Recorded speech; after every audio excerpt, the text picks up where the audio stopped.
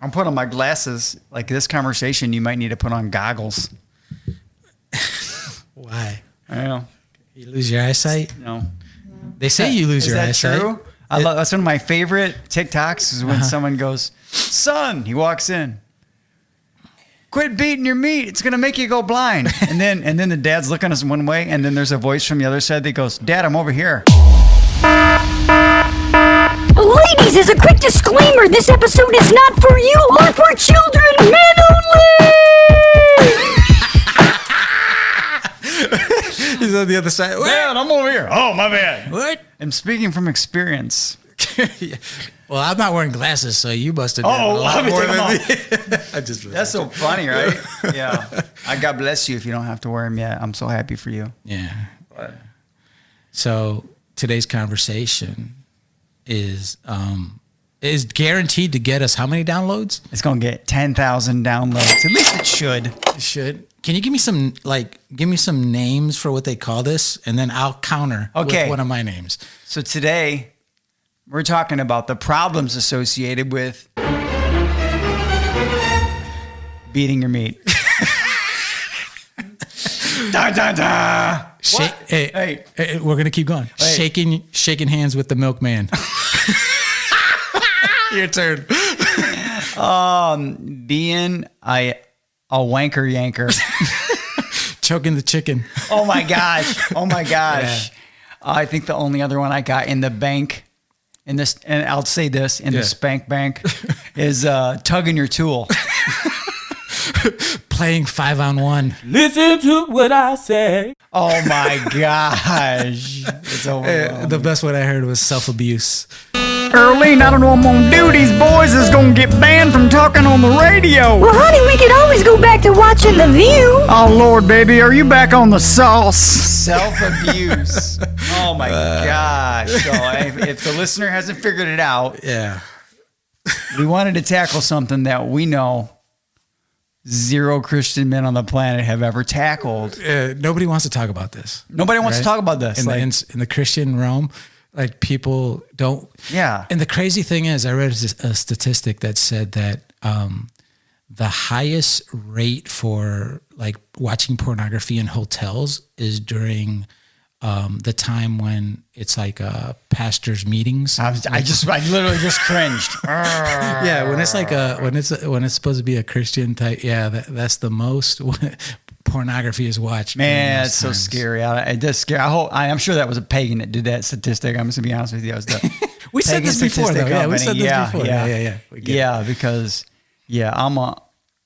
I don't even know where now. I'm literally speechless now. Yeah. I'm stuttering. No, we're good. I just want to start off by saying masturbation usually starts off as a release for stress and tension, but ends up going down a slippery slope of abuse. I don't even want to talk about what you slipped on. And finally, oh, geez. Addiction. So let me just say, yes, Junior. Yeah. When we sent each other these messages, let me ask you just before we even dive into this. Yeah. Did it make you a little nervous? Yeah, of course. But for a millisecond, right? And then I took into consideration why we do this show. Yeah. Right. And then I thought to myself, like that was a thing for me. Yeah. That I had to I really had a hard struggle with pornography. Yeah. Which is as do most men. Yeah. Which is directly associated with what we're talking about today. I think so too. You know. So and I thought to myself, man, I wish I would have had more information on this subject. And I wish I would have had someone like you that I could talk to about it at the time, but I didn't. So now I get a chance to, and I'm like, you know what? I am totally going to take this opportunity. Yeah, because the writer of the man you script, I want to know, the man that I'm scripting for my life, because of that, and because we both are. This was a thing in our lives. Yeah, right. So definitely a thing in every man's life, whether they want to admit it or not. Right. Well, because of that, I said, this is going to be a great topic. We're going to tackle it. I'm sure we're probably going to have more than one show on it, because is this going to be a mental quickie? Well, we'll see. Depends on if you get caught doing it or not. Anyway, there's so much to unpack here, and we just want to explain that if you leave things like this untouched in conversation, in honest conversation with good men, what happens is the enemy runs rampant with it in your life, because all of that lack of discussion leads to what you feel like you can do in the shadows. And there's so much we can talk about, because I feel like there's an exchange here. Mm-hmm. I feel like if I'm really hungry for meat and potatoes in my life, but all that I get are rice cakes. Yeah. I'll stuff myself with rice cakes and I'll never be satisfied. I'm really hungry. I don't want to wait for the dinner to be done. And we're going to talk about why this is a cheap exchange for the real thing in life. Oh, yeah, for sure. I like that. Go ahead. Start it off, buddy. So I'm just going to say that this is going to be my opinion. I'm going to say that it is somewhat biblically rooted, but I'm going to say that I think God is so dang intelligent that a lot of times he was basically telling us, like, do these things to honor me, but believe it or not, I'm also going to save you a bunch of grief in life. But I think that at the same time, he didn't just like blanket cover everything. Yeah. Like, for example, I know that the Bible says, hey, brah, don't kill anybody, right? Mm-hmm. It's pretty plain, but it really don't say don't stab anybody. But I'm pretty sure stabbing is a bad thing, right? Just randomly stabbing people. He didn't cover it. So can I stab you, Junior? I don't want to get stabbed. No, right. Okay. And maybe the reason you're doing what we're talking about is because you ain't getting to do a lot of stabbing, if you know what I mean. But we'll get into that too. Yeah. But most of this is going to be my opinion based on my growth as a Christian man.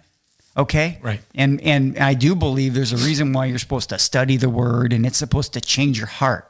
Yeah. So that you become a discerning factor in your life based on what's sown into you through Christ. So that being said, that's probably the last time I'm going to get churchy on you, because I want to dive into you with you, Junior, into just why I think this is bad for men. Okay. And I get why they do it. Yeah. And we'll talk about those things too. We'll talk about reasons why guys do it. I like it. Can I start off with like masturbation do's and don'ts? Yeah. Okay. Do's and don'ts. Well, I guess this is more like things masturbations don't cause. Things they don't cause. Yeah. Number one, they don't cause blindness. They don't, despite the myth and the meme. Or acne. Remember it doesn't cause acne, right? Hey, let's generate a bunch of false fear. Yeah. It doesn't cause your penis to get bigger or shorter. So there's no growth. There's no shrinkage. Yeah, there's either one. Maybe raw. Yeah, maybe raw. Maybe raw. It doesn't cause an increase in sex drive. It does not. Cause an increase. Yeah. Right. So there's a lot of people that we can stop anytime and talk about any one of these that you want. No, go ahead. We'll definitely revisit. Right. Okay. I don't want to stop your flow. Yeah. It doesn't cause a connection with your partner or spouse or wife. It does not. Right? It does not. We're still on the does nots. Nope. It does not. And then what masturbation can do is decrease your libido over time. Huh? I believe it 100%. I looked it up. Yep. It can also cause higher levels of stress. People say it's a stress reliever, at least for a second or two. Yeah. But I'll get into that later. Yeah, I can't wait. Yeah. What was it? Less joy because you need 4 times the dopamine. Whoa. Well, I'll get into that. I didn't get into a lot of statistics, but I knew you would. Yeah. 4 times the dopamine. Yep. It can cause mood swings and lower your self-esteem. Self-esteem. Yep. Masturbation can condition a certain muscle to only work when you hold it or touch it or pull it a certain way. Look, man, cool out. Y'all starting to scare me, man. Right, you training it. You train that little dog. Yeah, right. And we'll talk about how that can affect. Yeah. And masturbation can cause erectile dysfunction, and it can cause performance anxiety. Dude, the case for masturbation is looking rough. Okay, right. It's looking tough. Yeah, it's looking bad. Oh my gosh. So I don't know. Forget it. I'm not even gonna go there. But go ahead. Don't you hesitate. The door's wide open today. But go ahead. Where were you going? So let me read real quick. Did any of those things spark any type of? Oh, they did. Okay, they did, because I think we're gonna go. And if you ever want me to go back to them while you're talking, I'll jump right back to it. Yeah, I know you will. I think it's gonna be natural. You're gonna okay, because I believe everything you said. Mm-hmm. That's in a negative about all the negative attributes of masturbation. Yeah, and I just want to say, I think that those things, they're just not apparent in the moment. No, and it is really very much about the moment when you feel compelled to do that. I know people are as people are listening to this, I wrote in here, Junior, I'm like, I bet they're almost feeling like they need to hide to listen. Yeah. Okay. Yeah. Yes. But there's an 800-pound gorilla in the room, and we're gonna talk some more about it. Those are some phenomenal points. Let me ask you a question, Junior. Yeah. Do you believe, some people believe the Bible directly, and I am going to visit religion again real quick. They do believe the Bible talks about it. Okay. All right. They believe that in Genesis 38:9-10. Okay. That the passage, you shouldn't spill your seed. Okay. Is referring direct. Now, there's a lot of contention about whether or not that, I get it. Like, I see, Ryder was one of my seeds, and how people always say he's a big boy. And I always say, that's right. Cause that night me and Missy did it twice. Yeah. Right. Yeah. It's like a running joke. Or you held it in for 3 days. Yeah. Some more. Right. And we're going to get to that too. Right. We're going to get to abstinence leading to some other things too. Right. Okay.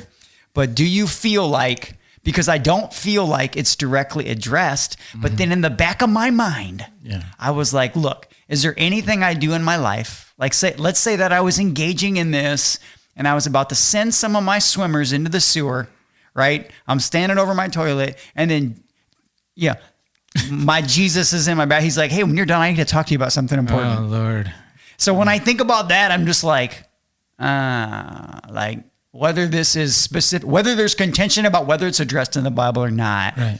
It just doesn't seem to me like, as a godly man, a man that wants to be godly, let's just be honest, a human man that wants to be godly, it doesn't seem like a activity that makes me feel righteous.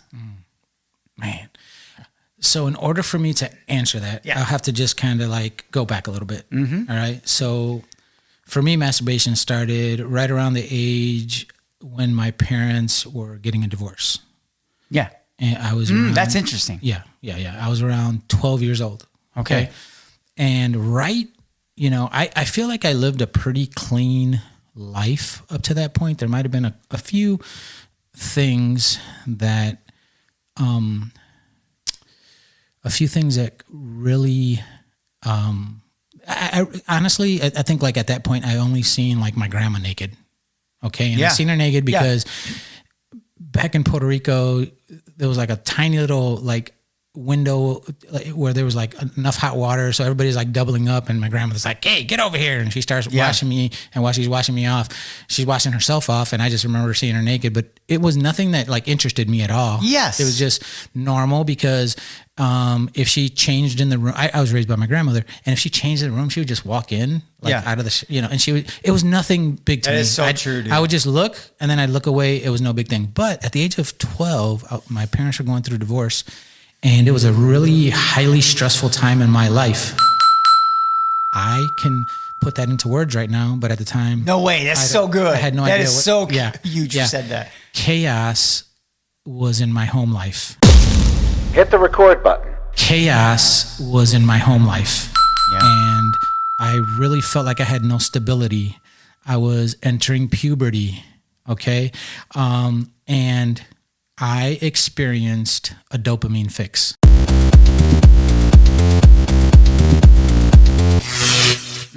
Okay. And you know this now. I know this now. Retrospectively, right? Yes, Junior, yes. You've analyzed it. Yep, I analyzed it. I feel like it was a really natural way that I was exploring my body. I don't think it was any craziness. I didn't have like a pornography magazine or anything like that. It just, exploration led to, what was that? Okay. Yes.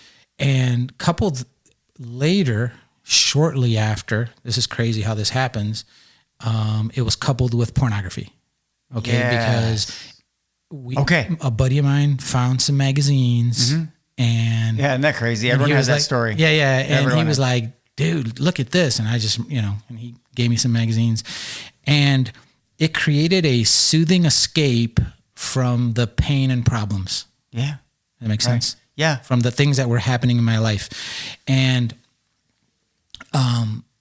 it's weird because I did look this up, but dopamine dump from masturbation is 40 to 50 milliliters or whatever. I think it's I put MIL. MILs? Yeah, MILs.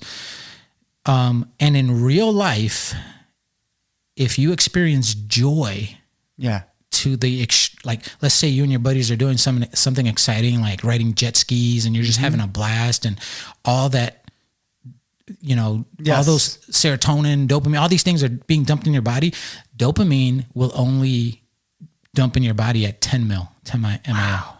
So when you experience masturbation, right, and at first you get 40 to 50, 4x what you're normally getting. Yes. It's a drug, dude. That alone will make you feel super happy, right?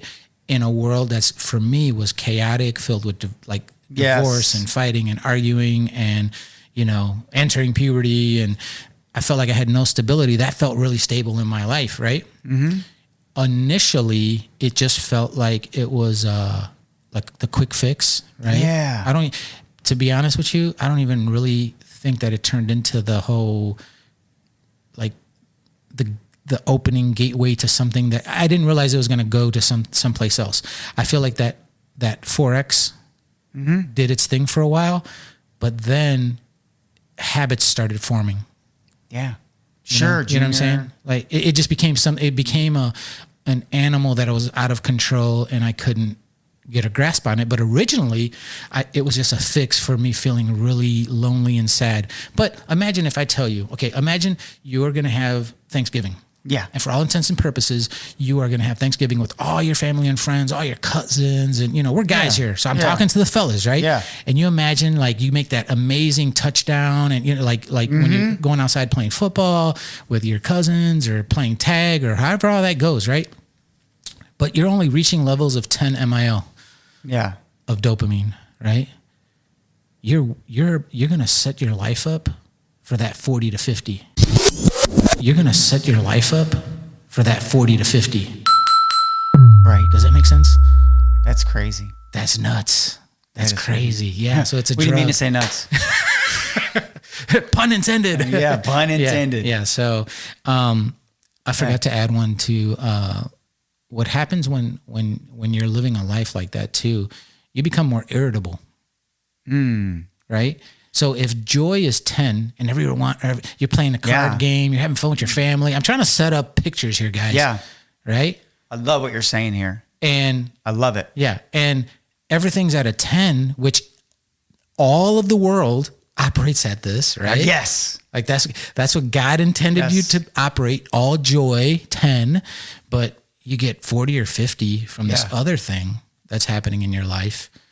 Yes, Junior, you're becoming chemically dependent upon that experience and you're dulling all the other beautiful things in your life. Amen. Get up on your feet. So blatantly painted by you, bro. Okay.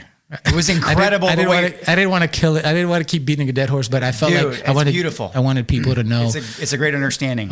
About a tough topic. Yes. You're right. All the things that we're supposed to provide you sustainable, natural joy in your life will start to become dull and robbed. You get robbed. You get robbed. You die. I believe it robs you of a lot of things. Yes. I'm not trying to demonize a person who has a problem with this. I'm trying to tell you, listen, it's great to understand you said it earlier, the depth of it, right? Oh, yeah. You said earlier, like, if it was so amazing, like, you'd walk around and do it in front of everybody, right? Yeah. No, I said that? Yeah, you did. So it didn't happen for me till I was 18. What? I know, I'm a late bloomer. But dude, I was like, will this stuff stop coming out of me? Oh yeah. That was that squiggly line stuff on cable. I couldn't get the channel. It doesn't come in. Oh, that's a boob. I don't know why. Because I remember my hormone. I was literally. I'm so sorry, ladies, if you don't understand this, but there's a time in our sexual craving life as a young man where we are literally buzzing like we've drank 5 monsters. Yeah. And if the wind blows the wrong way and you have a summer tan, we're going to be like, we're not going to be able to go up to the board to give the answer. We're going to be like, I take the F. Yes. We are so excited. Oh, because you're too busy lifting your science book. Yeah, exactly. I'm not talking about correction. I'm talking about erection. Yeah. Okay. So that's how it's hard to even explain. It's very natural, I think, by design, right? Yeah. Oh, for sure. Like I try to explain it best, and I think I've said this before, where, for every 1 testosterone you have, we have 1,000. Yeah. Let's put it into perspective, right? Just to put it in. So, like, we can't control that. It's just like part of us. It's part of. And we can't expect you to understand it. No. You're 999 away from understanding it. Yeah, right. And we know you guys are crazy smart. Yeah. It's just a perspective that unless you drank that 999 testosterone units. Yeah. Yeah. There was another little stat that I read that I think is really important here. I read in a study that 70% of all content on the internet is pornography. Oh. Okay, wait let me finish. This is crazy, and to me it's unreasonable. Okay, it's like 70% of all the technology platform which we can do millions of things with, unfortunately, no doubt. Pornography, right? Biology as the front end of your life is only one part of who we are. Wow. Okay. So if your life is only the biology part of it, right? Yeah. And not the mental, cerebral part of it, or not the spiritual part of it. We talk about these trifectas all the time. All the time. We just had one. Trifecta of feels. That's right. Yes, the trifecta of feels. So imagine an animal, right? A dog. We'll just say dog, right? The dog survives to find his next meal, procreate, and name one more. I don't know. Just something real simplistic, right? Yeah, sleep, right? So sleep, eat, procreate. That's it. Imagine living our lives as we're humans. Yeah. We won the lotto. There's only 7 billion of us here, right? So 7 point whatever billion of us here now. And we waste it on 70% pornography on the internet. Like, what? I know. It's mind blowing to me, because that is at a certain part, fellas, of your life. Yeah. I heard a joke a long time ago. It was like this 95-year-old man walks into the doctor. He asked the doctor, the doctor checks him out or whatever. And then the doctor says, hey, what about my sex life? And the doctor says, are we talking about it? Or, you're 95 years old, buddy, right? There's a certain part in time in your life where like that becomes the lesser of, Okay. All right. Yeah. Jay. So funny, man. There's so much good stuff in here. So, so when we get back to talking about trying to discern whether or not it's something that obviously, the description of Jesus tapping me on the back, hey, bro, when you're done doing that thing, I need to talk to you about other really important things in life. And you're slightly embarrassed. Let's just say a guy goes, hey, dude, you got to understand, like, I only do it, but I only think about my wife. Right. Right. Because she's real busy. And I want you to know that, I got to do this because, and in guy terms, she really just doesn't put out very much. Okay. Right. So what other things just like that, Junior, are people doing to kind of justify this? What situations are in people's lives? Because we're going to talk about what it really pulls away from. Yeah. Right. What it leads to. Who's victimized by the 70% of the world? Like there's people victimized by the consumption of the things that lead to us doing this stuff. Yeah. What other things are I feel like justifiable that we believe in? Yeah. We're Jesus guys, but and I preface by saying this because the enemy has defined sex as something dirty and perverted. Yeah. Right? Yeah, absolutely. Yeah. Because we don't talk about it. Yeah. He's got free reign to define it. Yeah, we hide it, know? right? So what did God intend it for? And I wrote down here a couple things, like God intended it for the reasons of creating life, right? Yeah. Or bonding with your spouse. Yeah. It feels good for a reason. Yep. And then I always say this one as an example of how we are to be intimate with the Creator. You know what I mean?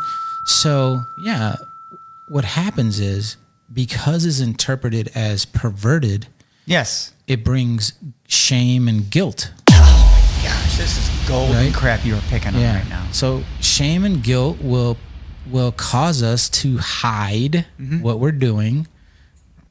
Yeah. And think about like some of the ways we hide it, right? And then you really know if somebody has a problem because I didn't experience this myself, but I've heard of people like really programming their day around how many times they're going to masturbate or when they're going to masturbate. It's actually a Google thing. I was like, oh, was there's it? people that are so, they literally will schedule it. Yeah. And when you think about what I don't schedule in life and to think that I could be in a situation where I got to schedule it because I need that millimeter bump or that milliliter bump. Yeah.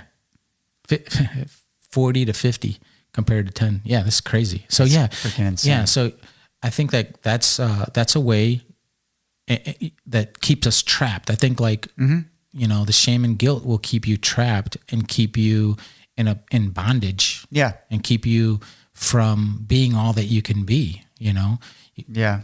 What were some of the other things that you were thinking? Well, look, first of all, I just want to say this is something that when I prayed about, me and my wife created a marital thing, and intimacy. We spent the whole day on it, a whole class on it. Right. And what I wanted to remind people is that it was actually along the lines of, look, we're not talking about this stuff. We're not talking about the fact that it's okay to say that my wife is for my pleasure.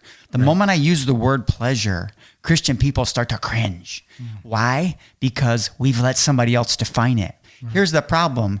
Now, in our brokenness in the past, whether we're yanking off in the bathroom or not, there's a certain amount of guilt associated with those moments.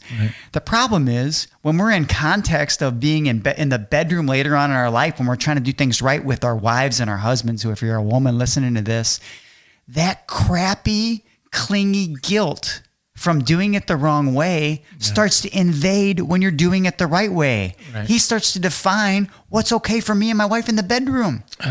Nice try, devil, but we ain't having it. Yeah, you tell me, baby. It's so ugly, right? And I think this is one of those things. Like, I truly do believe, Junior, with all of my heart, that this it's robbing you and your wife. And I got to say this while I'm on it. It's robbing you of intensity in the bedroom. Yes. And I cannot.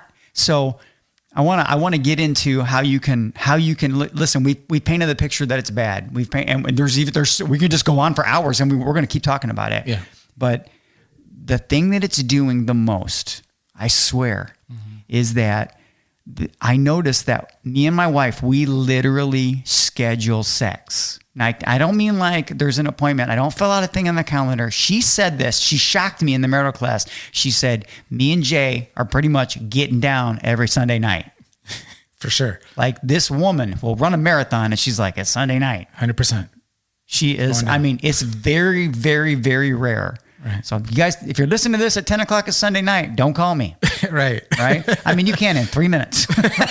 because she hot. 10:03 is good. 10 o'clock, no, not answering. Yes. But what I want to say is, I know that as a man, engaging in that behavior robs me of something incredibly special in that intimate moment, because I've been weak and I've done that, and then I've not done it and been like, something is different. I'm getting some more milliliters. Are you ready for this? And here's the crazy thing, guys, when your wife sees the way you are responding to every minuscule touch, if you don't think that sets her on fire, you're crazy. Yeah. You're crazy. You robbing her of your intensity is robbing you of excitement. And the thing about the intensity is, guys, it increases appreciation. Ooh, say it again, honey, because mama likes how you says it. Yeah. Appreciation, which is the goal. Sure.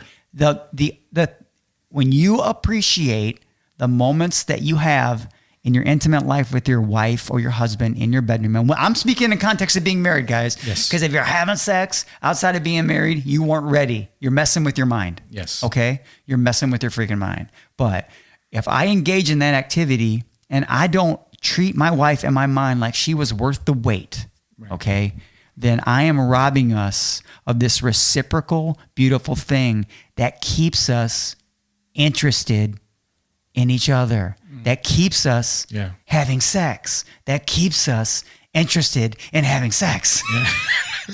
We're always telling you guys, we believe this stuff works together. Yeah. And you know what I'm talking about, because the reason why I put this in here was because the very first excuse I ever heard for somebody saying, I would be like, man, I'm just hot after my wife. I'm having, bro, you got to get one out of the chamber. You got to get one of them bullets out of the chamber, bro. You'll last longer. Yeah. I'm like, what? Yeah. And that's why I asked you earlier, what are the crazy things we use, Junior, to start to believe that these rice cakes we're going to eat are going to take the place of that meat and potatoes I just talked about in the bedroom with my hot wife? Yeah. What else are we doing? Like, someone's going to say, well, look, dude, if you got a problem with premature ejaculation, right? You're like, hey, bro, I ain't got no, mine's a J-elation. I'm hitting, right? Okay. So premature ejaculation, what you can do is, bro, you can just stroke off like the day before, bro. Yeah. Guess what that does? That makes that moment in the bedroom a little less intense. It makes it a little less appreciated, Junior. I think I want to join in on this part because, so I think I mentioned muscle memory, right? Like what I call it earlier. I called it conditioning. Conditioning. We'll just call it conditioning. Yeah. Everybody knows what we're talking about, right? So you hold it a certain way, you pull on it a certain way, it makes you go. Yeah. Okay. You do that a couple hundred times. All right. Maybe a couple thousand times. Who am I? Like, I don't even know what you do. Right. So now you have a female, your wife is in the room pumping full of blood. Yeah. Warm and soft and wet everywhere she needs to be. Hold on. I'll be right back. No. Yeah. But you go in, right? And she doesn't feel the way you've conditioned your hand to make your member feel. Okay. Yeah. So now, Jesus, freaking man. You're not as hard. You're doing it wrong. Yeah. Huh? What? That'll kill the moment. You're trying to have this beautiful, hot woman of yours emulate the one thing that you've perfected with your hand. Yeah. This is not going to work. It's going to be different, right? It's going to be different. So that's what came to mind when you said that, right? That's one way that it's different or an excuse, right? But we don't realize that what we're actually doing is conditioning ourselves or making ourselves, I don't know, not right. Yeah. Weird. Junior, like Christian husbands and wives, people who are married, guys, there's such a stigma about this. Yeah. So you don't think that you should be able to tell your wife, babe, this is what I like. I like it to come from you. Yeah. And honey, tell me what you like. Cause I want to make your left leg shake. Yeah. And we don't have these conversations. Right. Instead, we go to the bathroom and fantasize. And guy, what happens, Junior, when your wife, you're thinking about, okay, I'm trying to think about my wife, but hold on. Oh, there's Megan Fox. Yep. Hold on.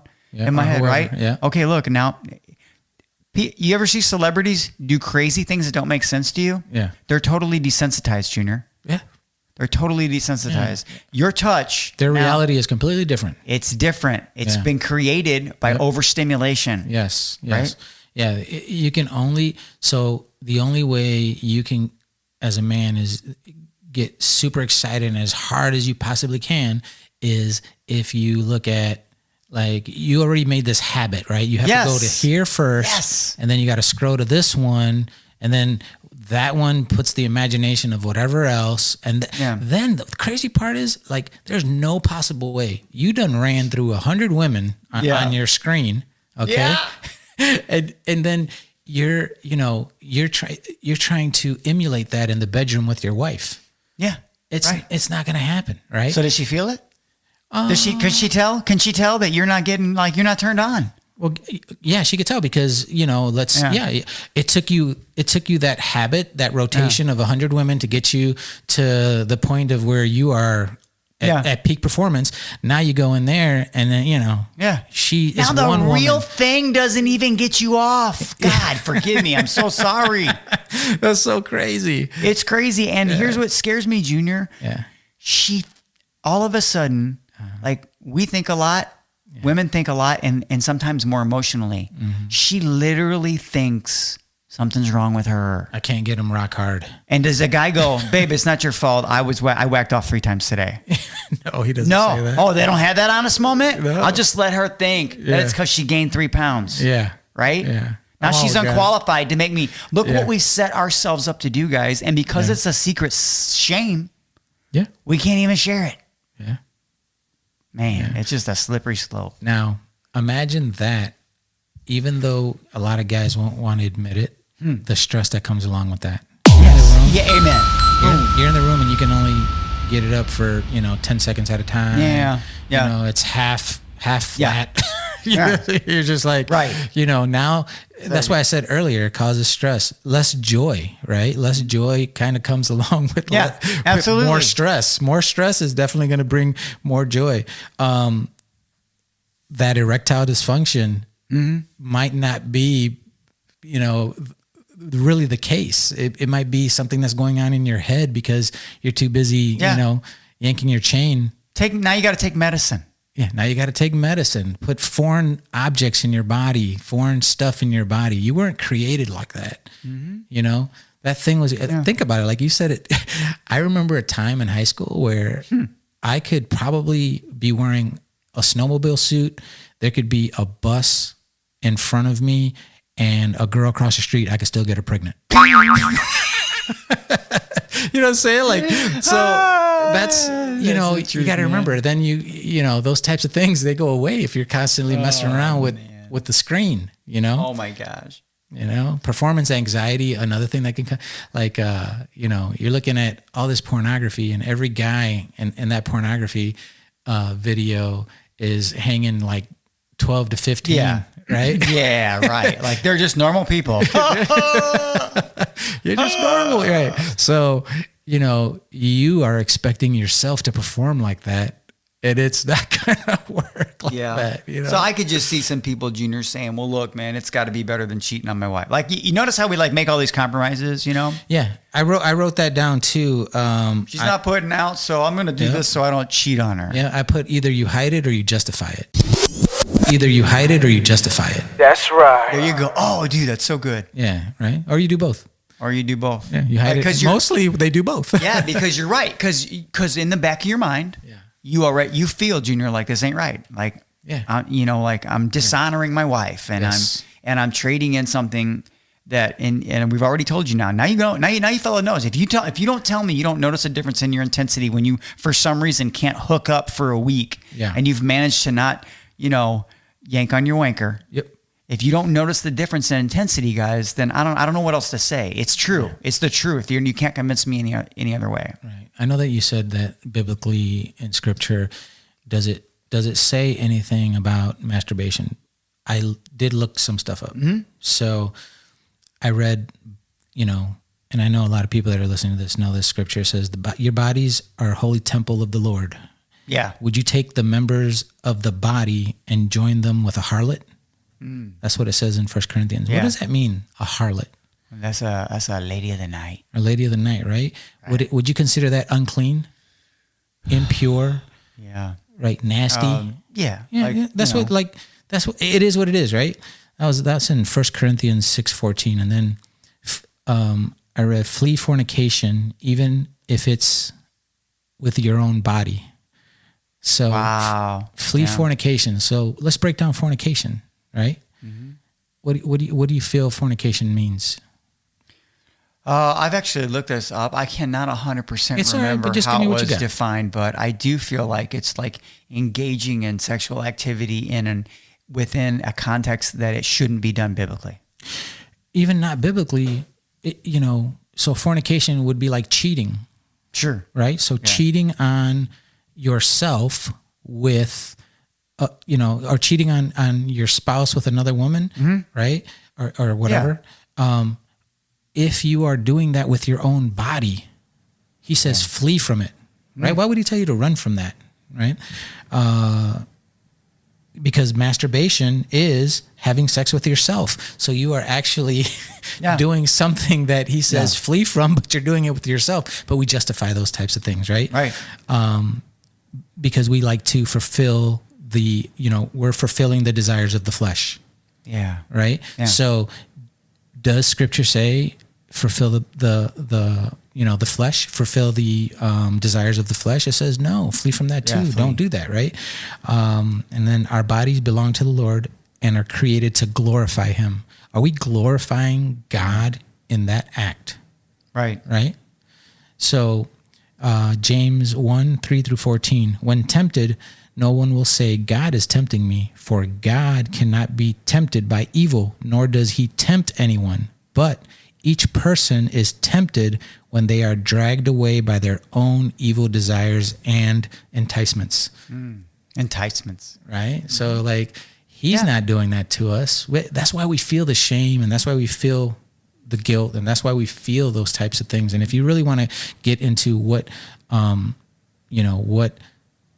how sexual desires can lead you down a wrong path, in Proverbs chapter 5, 3-5, you'll read like a real poetic way of the way it's kind of translated. Mm-hmm. It's really amazing. It's an awesome picture of how desire and lust of the flesh can lead you away down a path of unrighteousness, sin, and then death.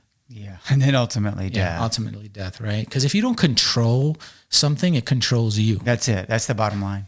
Right? Yeah, so then that being said, right, Junior, so we've talked about the pitfalls, anything that you do, guys, that robs intensity from your relationship is doing a disservice to your marriage. Masturbation is one of those things. Now, so if we've already kind of defined that it's definitely not healthy for you, I don't care what the worldly psychologists are saying. We've already you just heard it you just heard the word from us, right? Yeah.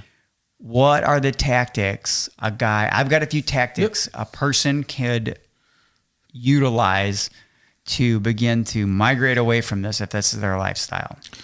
I got one, and I put making your day purposeful helps break the habits of masturbation. Yes. So a purposeful life. If you don't have purpose in your life, you have chaos. Yes. You know what I'm saying? Yeah. We talk about this a lot, don't we? Yes. Yeah. So fellas, it's basic dude stuff. Find a purpose in your life. It could be something super simple. Yeah. Absolutely. And working out. Yeah, absolutely. Boxing, right? Yeah. If you work yourself out to fatigue, to failure, you're not going to go home and mess around with the rest of your body because you didn't wear yourself out. Save some for your wife. Yeah. That's it. Yeah. I got a few here. Go ahead. I'll just want to start by saying, and we've said this before, I make it a habit of making my wife my fantasy, right? I love that. She's my, I wouldn't say I practice fantasizing. I'm saying when I close my eyes and I think about a hot naked woman, it's my wife. Yeah. That's my rule, right? It's like a way that I continually reinforce that she's the focus of my desire. I think it came to me when you said you have the appreciation for her. Yes. So that appreciation kind of, you love falling in love with the things that she loves. Yes. Which in turns continue. Yeah, I guess this cycle that continues to happen. That's the only way I want to live. Yeah. Anything else is unfulfilling, in my opinion, especially in a marriage. But I've told myself that, just like you said, I appreciate the presence of the intensity, and I recognize its relationship to the quality of our sex life. Ejaculation with my wife is always going to be better than that ejaculation I could achieve in the toilet. That's number one. That was number one, yeah. Number two, I'm going to tell you right now, if you know me and my wife, just know this. I've already said it. We basically schedule sex. So you know what's awesome? On a Friday night, if I'm feeling horny and she's working at midnight, it's cool. I know I'm going to have a release in 2 days.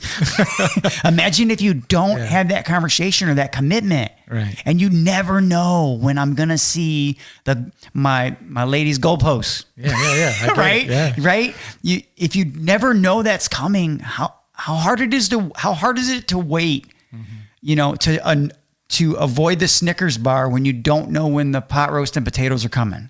It's awesome. Super freaking hard, right? And the last thing is, in order to keep the excitement going, me and my wife have made a commitment to take care of ourselves. Okay. Right? So I don't just want her because she's a piece of meat. I want her because she's still crazy attractive to me. Yeah. And I'm trying to be that same thing for her, right? So all of that stuff increases the intensity, that increases the appreciation, that basically ultimately keeps her the focus and not the nudie magazine I found at the park when I was 11. Right. Right. I like those three, man. Yeah, those are mine. I'm basically saying that on this particular conversation, I've shot my wad. I know. I hope we don't get excommunicated. I hope people see through this guy talk. Yeah. Right. Yeah. And because I feel like we're trying to be true to being locker room dudes, but still talking about deep stuff. And that's if that's not what the mental edge is, I'm done. I don't want to do it anymore. No. Yeah, this was a really interesting conversation. I feel like we could have just gone all kinds of different ways. Yeah. So we didn't address so many things, but that's okay, because if you listen to this podcast, if you listen to us talk, and you feel like, hey, you didn't touch this part, or you don't agree with something that we said, then hit us up. Hit us up. Yeah. We love you guys, man. Yeah. We'd love to have an intelligent conversation with people that can do it without arguing. Yeah. And I love to hit all these different topics from different perspectives. You know what I mean? Because, a lot of times we make everything really two-dimensional, and really it's like 5 dimensions to it, right? But we just like to keep it really vague. And, we appreciate all our listeners and everyone. We do, man. Yeah, we continue to work at this because we want to build a community of men that can talk about the tough stuff and, reach out whenever you want. So we love that. Yeah. Do me a favor though. We'll be doing fist bumps for a while because this is on my mind. I probably won't be shaking a lot of hands for a while. Okay. Another thing, Junior, listen guys, if you like the sound of our podcast, if you like the production value of our podcast, if you're thinking about creating your own podcast, if you're thinking beautiful, we want to help. Yep. Listen guys, hit us up. We do have some consulting services. Yeah. We've got some branding services we can offer. Yeah. We feel like we've been able through the hard way to create something that's wonderful and useful and valued. And we would love to help you get there in a shorter amount of time. Yeah, instead of 90 episodes, maybe you get there in 9. Yes. Okay, so that's all I got today. My name is Jay Wakasey. I'm Fernando Lopez Jr. And we out. Sincerely hope you enjoyed this episode of the Mental Edge Podcast. Please remember to like, subscribe, follow, and share. Until next week, we out.